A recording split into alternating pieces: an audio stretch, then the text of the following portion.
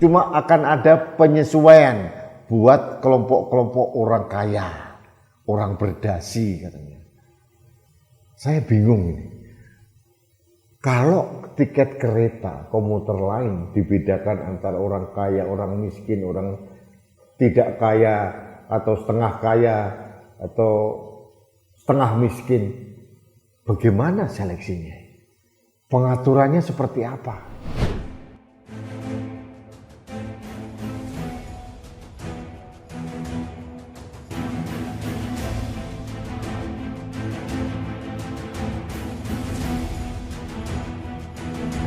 Halo sahabat Indonesia, kita bertemu kembali dalam Opini Rudi.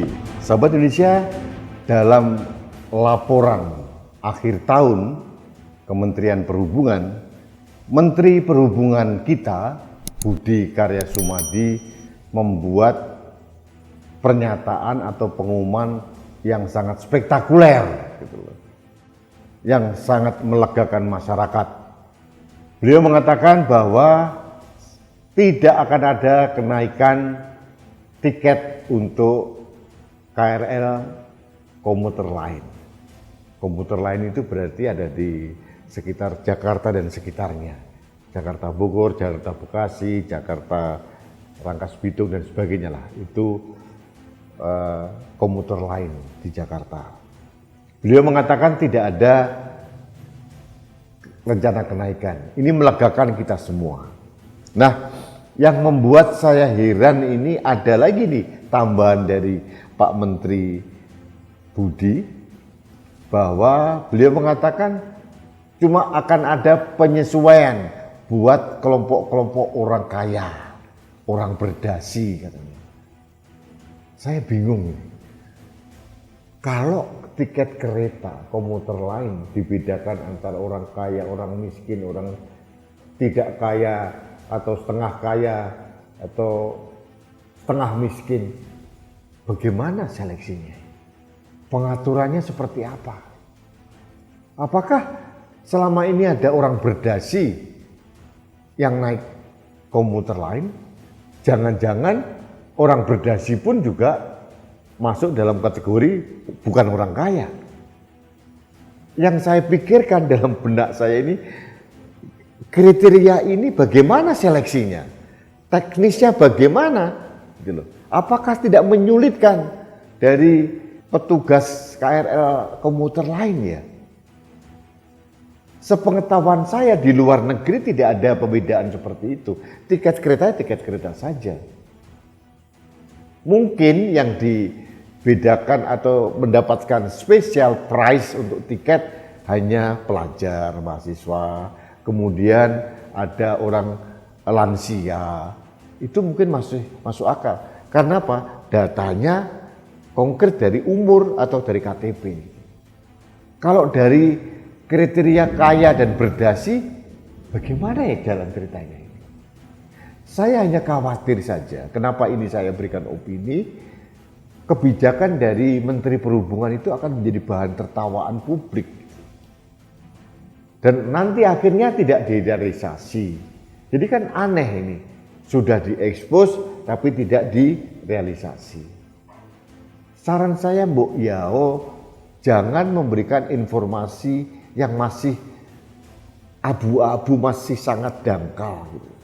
Ini sering terjadi pada pejabat Indonesia. Kita bisa melihat dulu, rencana kenaikan tarif masuk di Candi Borobudur, ada pembedaan-pembedaan. Akhirnya heboh di warganet, heboh di seluruh dunia, akhirnya dibatalkan. Padahal masih wacana. Nah, kepada Pak Menteri Budi Karya Sumadi, kalau menurut saya, kalau masih wacana, masih digodok, Mbok Yao jangan diinformasikan ke publik, Pak. Nanti keburu mendapatkan cercaan, kemudian keburu mendapat tanggapan negatif dari warganet atau masyarakat, nanti dibatalkan. Akhirnya menteri atau pejabat negara itu tidak punya wibawa karena kebijakannya layu sebelum berkembang. Apalagi kebijakan kaum berdasi kaya yang dibedakan ini sangat absurd, susah sekali bagaimana kriterianya. Karena di KTP Itu tidak ada. Rudi S. Kamri kategori kaya, kategori tidak kaya, nggak ada. Jadi seleksinya susah.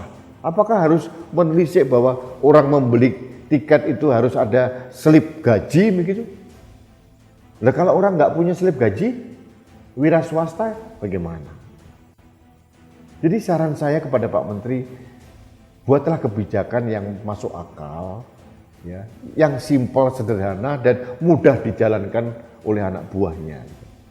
Katakanlah oke, untuk mahasiswa dengan menunjukkan kartu mahasiswa atau kartu pelajar mendapatkan diskon.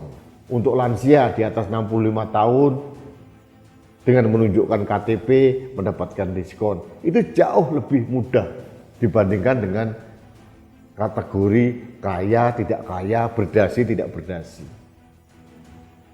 Jangan-jangan yang berdasi hanya sales. Banyak loh orang-orang kaya sekarang tidak pakai dasi, Pak Budi.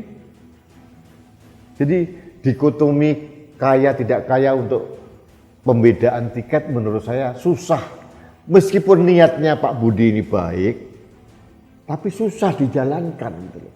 Kalau memang policy ini memang sangat sulit akan direalisasi, buat apa diinformasikan sebelumnya? Itu yang ingin saya sampaikan. Jadi kepada Pak Budi Karya Sumadi yang terhormat, tolong hati-hati membangun narasi di ruang publik agar wacana yang masih mentah ini kemudian patah, tidak jadi dilaksanakan, nanti akan menggerogoti kepercayaan publik atau wibawa dari seorang menteri. Makanya hati-hati membangun komunikasi publik, Pak Menteri. Apalagi ada wacana dengan pembedaan kaya, berdasi, tidak berdasi, itu lebih mahal, yang lain murah. Saya kok bingung bagaimana realisasinya. Dari mana kita melihat cara seleksinya dengan menggunakan apa, saya tidak tahu.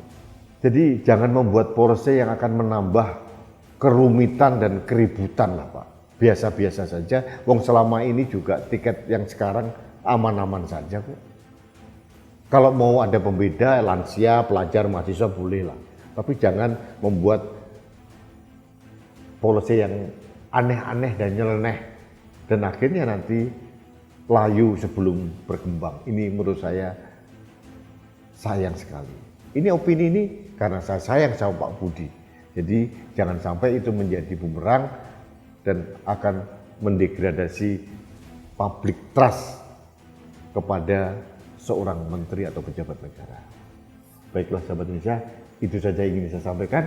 Mudah-mudahan ini menjadi masukan kepada Pak Menteri Perhubungan Budi Karya Sumadi untuk menjadi renungan dan menjadi bahan untuk evaluasi dan perbaikan diri. Terima kasih.